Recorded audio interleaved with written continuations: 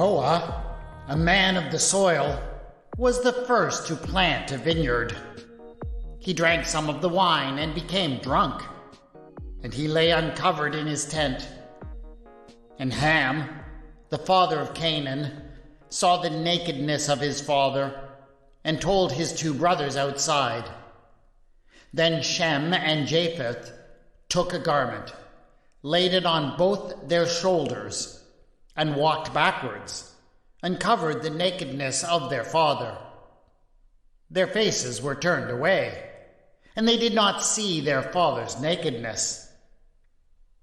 When Noah awoke from his wine and knew what his youngest son had done to him, he said, "Cursed be Canaan, lowest of the slaves shall he be to his brothers." Everybody knows the story of Noah and the flood. It is a horrible story in so many ways. The story of a God who decides to wipe out God's own creation. But for some reason, no one ever seems to talk about the story of what happened to Noah after the flood. The flood story, to be honest, is outrageous. There is so much about it that is morally objectionable and difficult to believe. How could we call a God who decides to wipe out nearly the whole of humanity good? How would it be possible for there to be a global flood? How could the penguins and kangaroos make their way to board Noah's Ark? These are all questions that would send us down endless rabbit holes, and that humanity has been discussing for centuries. But the story of what happened to Noah afterwards, in many ways, is a story that is just too believable, uncomfortably so. In fact, it seems to be a perfect illustration of the problems faced by many a dysfunctional family to this very day. Someday, in this podcast, I may dig into the famous story of the flood. But today I think it's time to dig into the story of the time that Noah got that drunk. This is Retelling the Bible.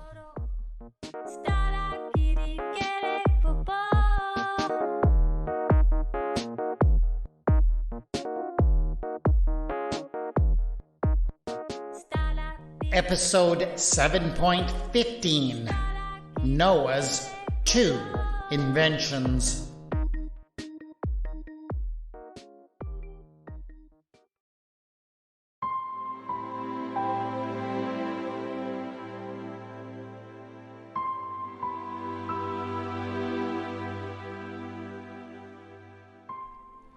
In the years since the disaster, Noah hadn't been able to get the images of what had happened out of his head. Noah was a righteous man, a man who had a keen sense of what was right and what was wrong. But he lived through some terrible times. The world in his day was filled with a rising tide of violence as people and tribes turned against one another in deadly violence. Noah was blameless in his generation, and that was quite an accomplishment in himself. He did not get swept up in the violence of his age. He did not participate in the hatred and enmity. Noah walked with Elohim, like his great-grandfather Enoch had done before him. But being a man of righteousness, being a man who did not participate in the hatred of his times, also meant that he was a compassionate man. Sure, his neighbors and friends could be difficult. Sure, He was appalled sometimes at how they treated one another. But that didn't mean that he didn't care about them or value their humanity. Indeed, in his righteousness, he cared all the more. And so it was that years afterwards, there were times when he closed his eyes and the entire scene came back to him. Men, women, and children, whom he had known all of his life, flailing about in desperation as the water rose above their mouths. He had watched it all. He could not tear his eyes away as the people struggled in the water. He watched them as their movements became feebler and slower, until one by one, from the weakest to the strongest, they just stopped, and their heads sank into the depths. Not one of them survived. He had been completely powerless to do anything about it.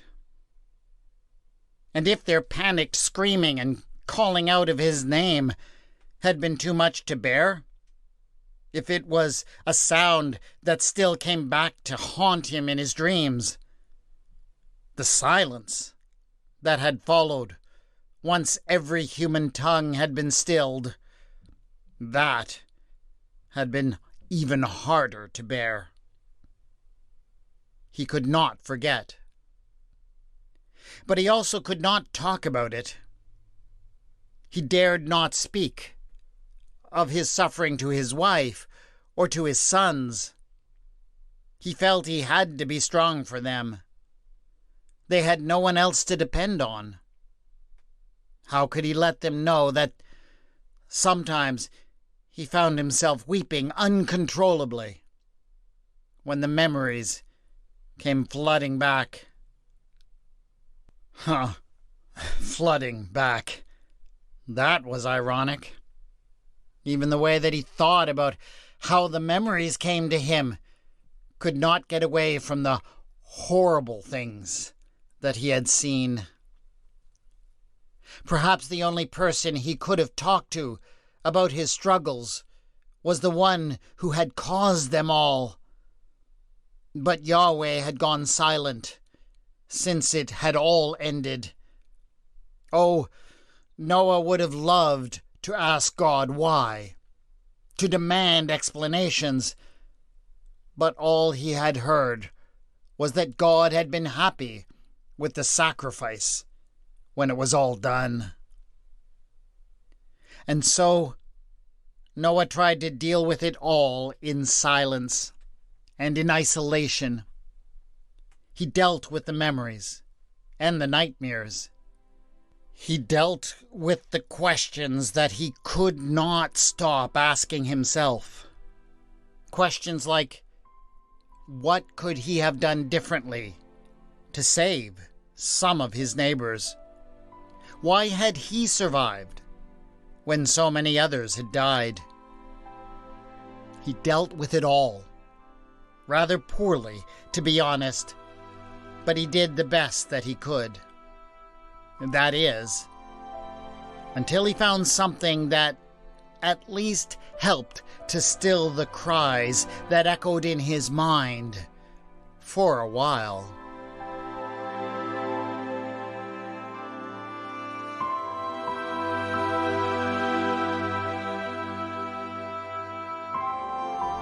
He found the vines growing wild a couple of years after the floodwaters receded.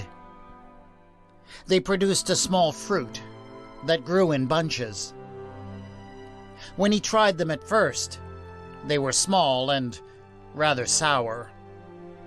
But he quickly learned that if he waited to pick them, they would grow a bit larger and sweeter. That was enough to convince him that these grapes, as he came to call them, were worth some care and cultivation.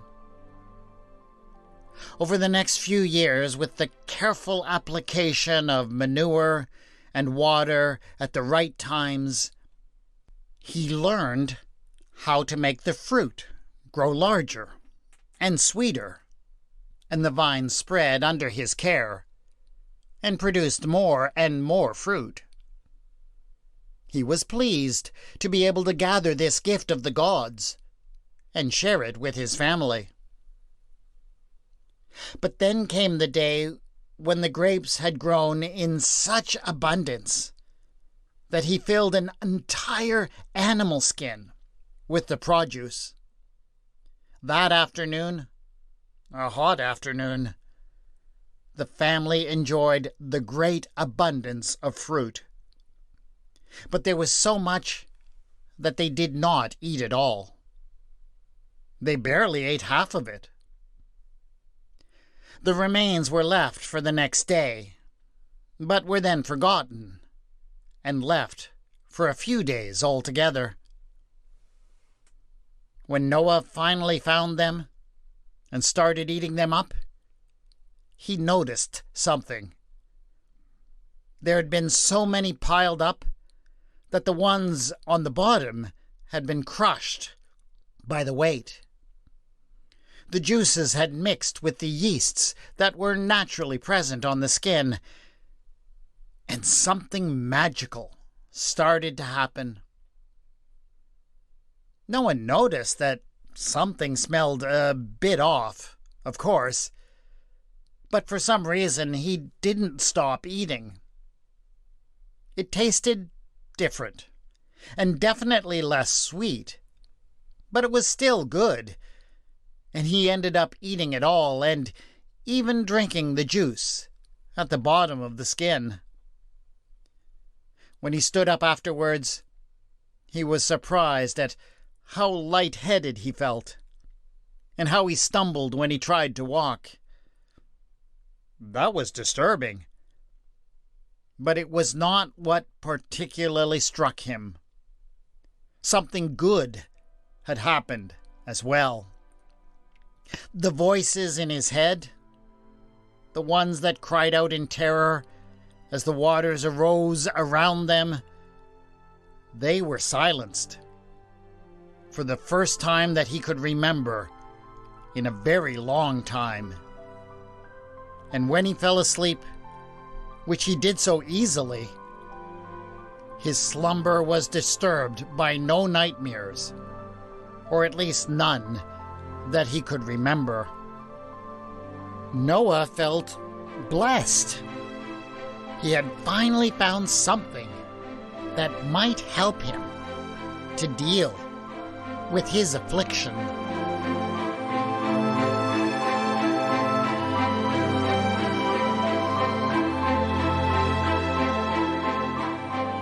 In the months that followed, Noah carried out many experiments with the juice of the grapes. Some of them didn't really work out, and the results were sour and undrinkable. But through continual trial and error, he found ways to reduplicate what had originally happened by accident. He learned to sow the juice of the grapes up inside fresh animal skins that could expand when the mixture inside began to swell up. This produced more consistent results. In time, Noah was able to produce a rather potent brew in reasonable quantities, which was good, because he discovered as time went by that he required more of it to quiet the demons that were crying out within him.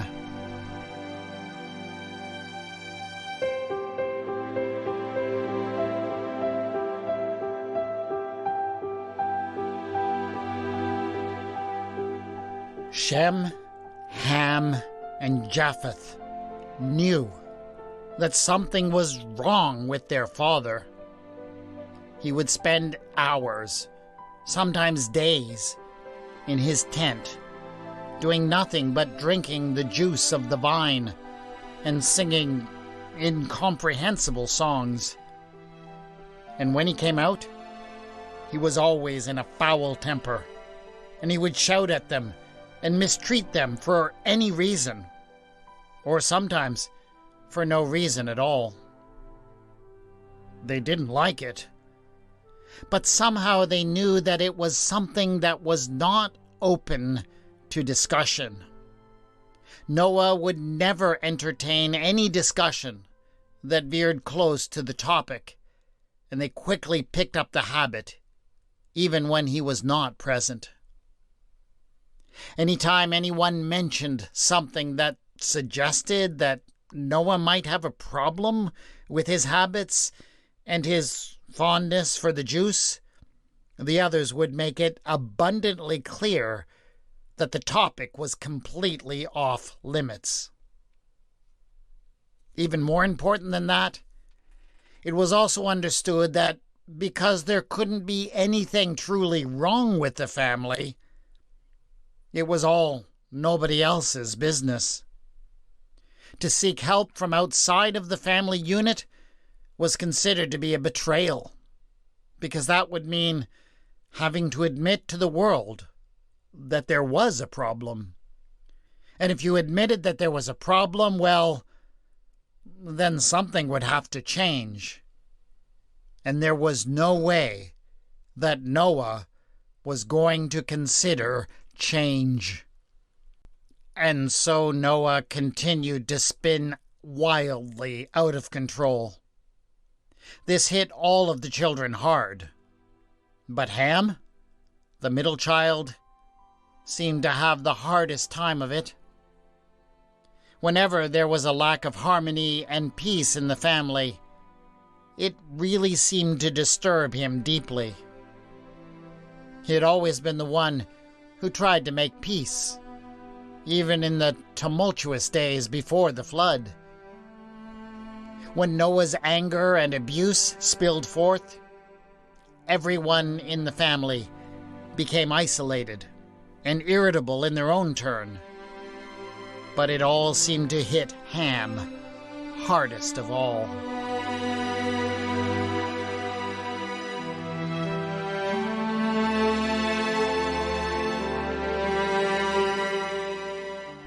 And then came the day when Noah hit a new low. He had managed to produce a batch of wine that was even more potent than usual, and he drank all of it in one long binge. He had never been so drunk before. And so when the children came home after a long day of tending flocks and working in the fields, there was Noah in his tent. He was lying almost completely naked, and, worse, the tent flaps were left wide open, as if to catch an evening breeze. They all knew what was expected of them. They were all supposed to pretend like there was nothing wrong. They were not supposed to notice, not even to see. And they were certainly not supposed to talk about it. Not now, and certainly not later, when Noah eventually sobered up. But I guess that day, Ham finally decided that he just couldn't stand it anymore. And so he broke the cardinal rule of the household. He tried to get some help. And I know that you're going to tell me that doesn't make any sense. Isn't this story set right after the flood? And doesn't that mean that the sum total of the human population at this point in time is supposed to be 4 men and 4 women and maybe a few children running around? At least one being named in this story? So, who are the outsiders to tell or to seek help from? And of course it doesn't make any sense. Noah had no logical reason to think that exposing his secrets would lead to anybody discovering anything that they didn't already know. But here's what you need to understand. Families of alcoholics don't operate on reason and logic. The fear of exposure affects families at a much deeper level than reason. Anyways, openly acknowledging what was happening in the tent, speaking of his own distress about it, was enough. Shem and Japheth were appalled at what their brother had done, and they responded in the only way that they could. They turned their backs on the entire scene. They made a point of demonstrating that they hadn't seen anything, that there was nothing to see. And in so doing, they covered up everything that there had been to see. Ham had never felt so alone.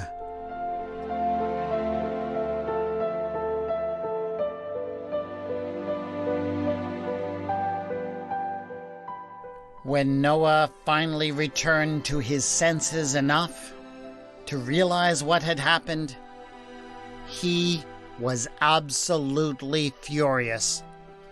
As far as he was concerned, there was no question that his middle son had betrayed him and his entire family. And so he cursed his youngest son, Ham.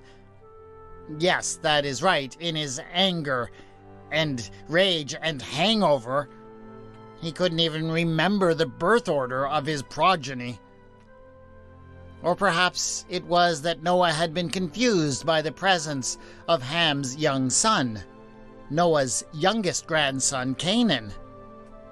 Maybe that was why the curse that Noah uttered actually seemed to be directed more towards his grandson than his son.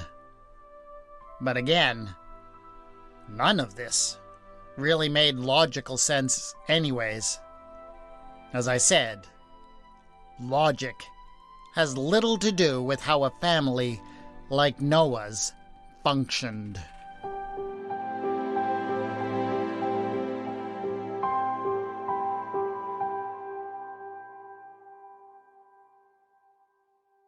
There is a whole lot going on in this strange story of Noah.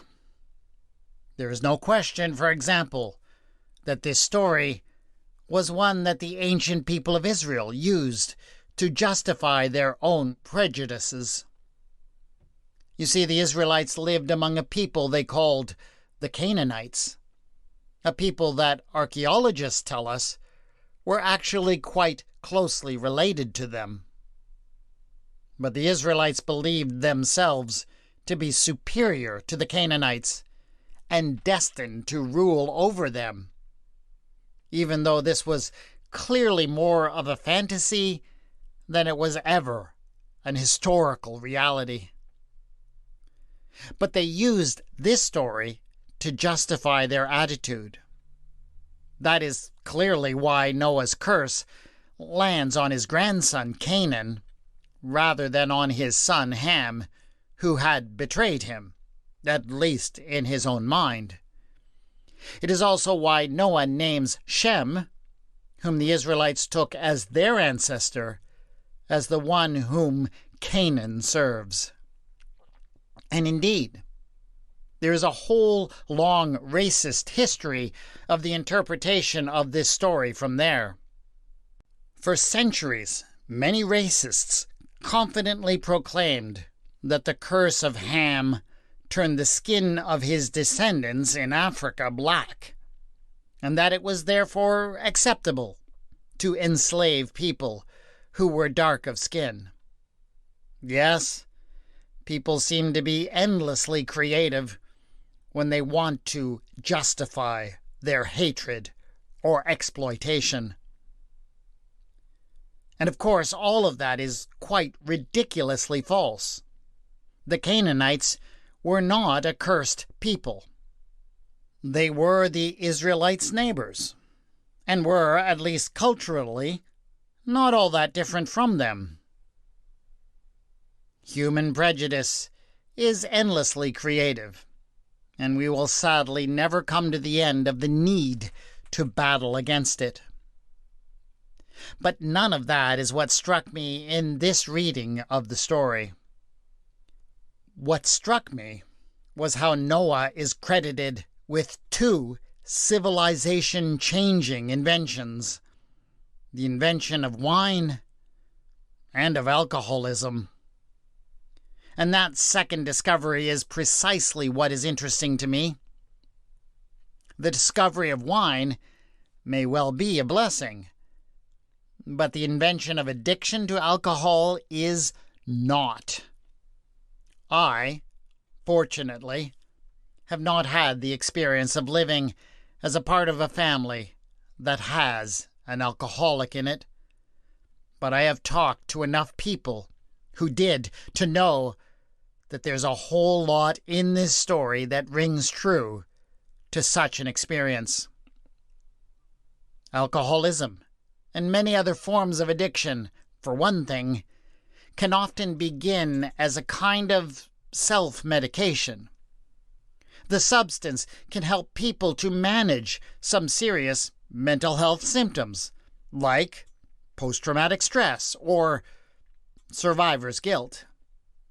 That is, until the dependence kicks in, at which point the addiction tends to create much worse mental health problems, along with a host of other issues. But it is not just the addicted party who is affected. Others suffer from the violence and irrational verbal abuse and the general fear that all of that creates. Another common effect is that the family turns in on itself. They will not seek help from outsiders out of a fear that their real problems will be exposed. Quite naturally, many people have wondered about Noah's seemingly nonsensical cursing of Canaan. It just doesn't make sense. First of all, it is Ham who apparently does the wrong thing, but Ham's son who gets the curse. But secondly, what is Ham's transgression anyway? He just saw that Noah was naked, something that Noah, not he, had done, and I would argue that he could hardly help but see something that was that visible. But that's all he did. He saw it, and he told his brothers. He talked about it. So how on earth does any of that merit a lifelong curse? Some commentators, seeking to justify the curse, have imagined that the offense must have been much more serious, that seeing the nakedness must be some kind of euphemistic code for some unspeakable sexual act that Ham perpetrated on his father. It is true that the ancient Hebrews had an odd habit of speaking very euphemistically about some things, but I don't really buy that interpretation. If you understand that this is a story about a family dealing with an alcoholic father, you hardly need to appeal to such things to make sense of it. In such families, it really is an unforgivable offense to simply see that there may be something wrong and dare to talk about it. In such families, the curse can certainly be imposed with little rhyme or reason. If you struggle with alcoholism or with other similar addictions, therefore, let me encourage you to seek the help you need, even if that might leave you feeling somewhat exposed. And if you come out of a family that has been impacted by addictions, recognize that that creates its own set of challenges. You also may need help and may encounter similar barriers in seeking it. I'll leave some links in the show notes that may help you to know where you can start looking. That is it for this episode of Retelling the Bible. Please subscribe so you can get the next episode in a couple of weeks. And do leave a review on your podcast provider to help other people find and appreciate this podcast. The theme music for the podcast is Ah Da by Kevin MacLeod, and the mood music for this episode was Yesteryears by Sasha End. The music is licensed under the Creative Commons and can be found at filmmusic.io. You can contact me on Twitter at Retelling Bible and on the Facebook page Retelling the Bible. Show notes for this episode have been posted at retellingthebible.wordpress.com. Thanks to my Patreon supporters, and welcome to my newest supporter, Dave Miller. You are all awesome. If you'd like to join them or discover the benefits they receive, go to patreon.com/retellingthebible. This is Retelling the Bible, and I have been your storyteller, W. Scott McCandless.